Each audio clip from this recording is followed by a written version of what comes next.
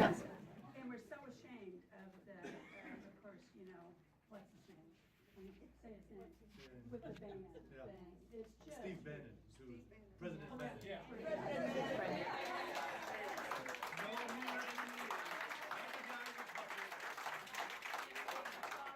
I hear a lot of Christians are coming along to do that. Yes.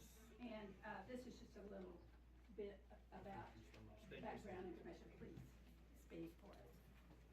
Thanks for inviting us out. Thanks for coming out. Stay fired up. Resist.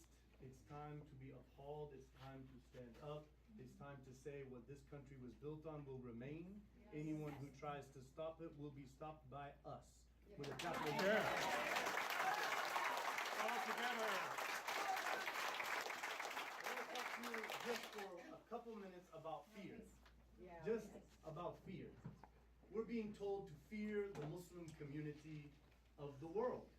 We're being told that the Muslim community is out to cause danger and corruption and terror in this world.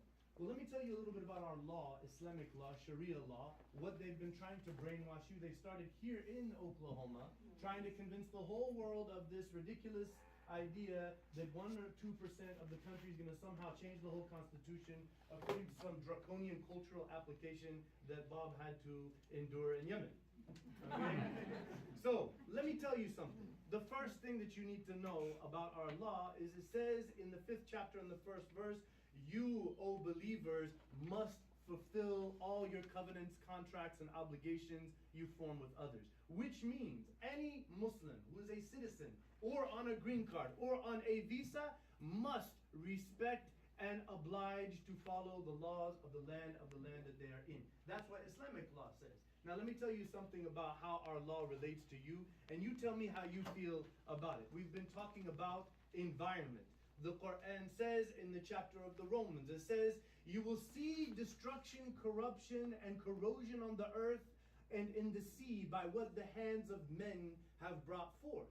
The Quran tells us that God has blessed us with so many blessings, and the trees and the fruits that they give, and the waterways, which all our scholars have always understood in the books of Islamic law that it is absolutely prohibited to send waste into any sort of flowing water. How do you feel about this law?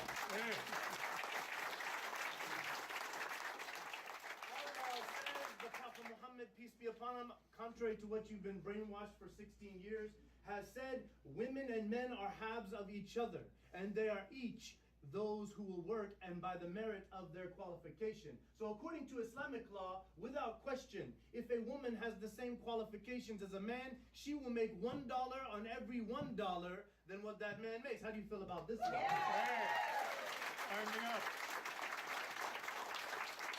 Islamic law says you have the right to work hard and to get your earnings and all of that.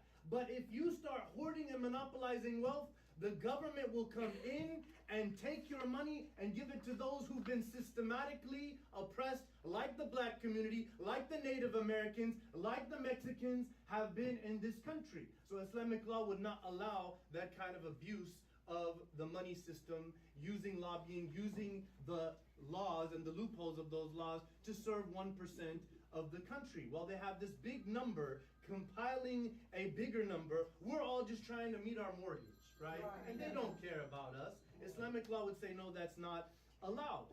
The Quran says very clearly, which led Malcolm X to go from a very harsh, racially anti-white man to a man who's calling for kumbaya to be recited as we with our white and our Christian and our Jewish and our non-believing neighbors get together to get to know each other, because from the signs of God, as it is in the Quran, are the colors of your skin and the languages that you speak. What do you think about this law of equality that our religion has? We can go on and on and on. And that is what is they're really fearing. Do you know who Linda Sarsour is? Yes. Linda Sarsour is one of the 3 women who founded and steered the Women's March. She is a proud Palestinian American hijab-wearing woman who is our leader, and I'm proud to call her as my leader in my community. 2.6 million people were mobilized like never before, and 1/3 of that was done by a Muslim woman, right? So we can go on and on and on with this, but I want you to know we are with you.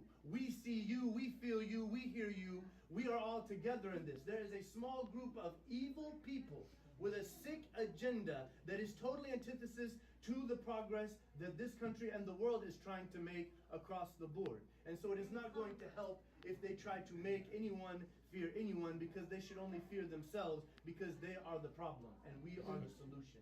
Thank you very much. Yeah.